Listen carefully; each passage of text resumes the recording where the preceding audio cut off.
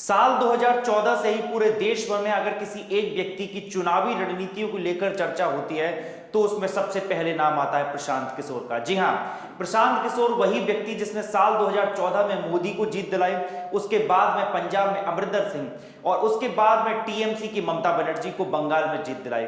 हालांकि उन्होंने कांग्रेस को जीत नहीं दिला पाई उत्तर प्रदेश के चुनावों में और इससे अन्य पहले के चुनावों में, लेकिन फिर भी आज भी उनकी चुनावी रणनीतियों को लेकर देश भर में चर्चा होती रहती है। तो क्या अब फिर से प्रशांत किशोर कांग्रेस की नैया पार कराने के लिए चुनावों में उनको मदद कर सकते हैं? आइए इसी पर बातचीत करते हैं। चुनावी रणनीतिकार प्रशांत किशोर ने शुक्रवार को राहुल गांधी और प्रियंका गांधी वाड्रा से मुलाकात की है। कांग्रेस के दोनों बड़े नेताओं से इस मुलाकात की पुष्टि भी हुई है। हालांकि इस बैठक पर अभी तक कोई आधिकारिक बयान नहीं आया है। माना जा रहा है कि राहुल और प्रशांत किशोर के बीच बातचीत गुजरात विधानसभा चुनावों को लेकर हुई है और पार्टी के अभियान पर काम करने के लिए हुई है। बता दें कि पिछले साल सितंबर में कांग्रेस नेतृत्व और प्रशांत किशोर के बीच बातचीत के बाद दोनों के रास्ते अलग अलग हो गए थे। इसके बाद कांग्रेस ने अपने चुनाव अभियानों को संभालने के लिए प्रशांत किशोर के एक पूर्व सहयोगी सुनीत कानूगोलू के साथ कॉन्ट्रैक्ट साइन किया था, जबकि प्रशांत किशोर ममता बनर्जी की तृणमूल कांग्रेस के लिए रणनीति तैयार करने लगे।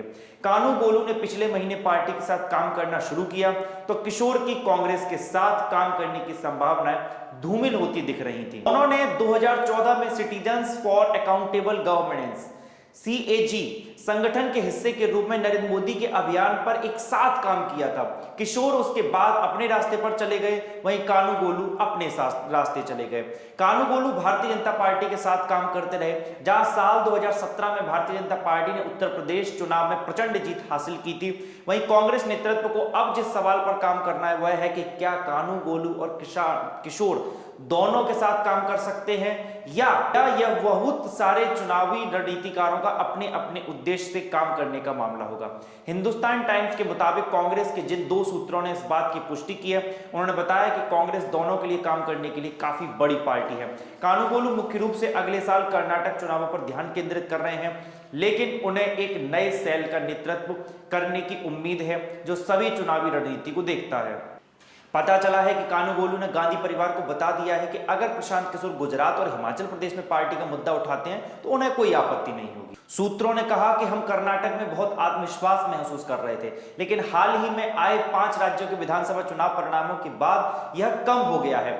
दूसरे नेता ने चुनावी परिणामों के नवीनतम दौर का जिक्र करते हुए कहा कि कांग्रेस 5 राज्यों में एक राज्य को भी नहीं जीत पाए जहां चुनाव हुए थे। ऐसी भावना है कि उत्तराखंड जैसे स्थानों पर भाजपा ने जिस ध्रुवीकरण का सफलतापूर्वक इस्तेमाल किया वह अन्य राज्यों में भी प्रभावी ढंग से चलेगा, इसलिए हमें कुछ करने की जरूरत है।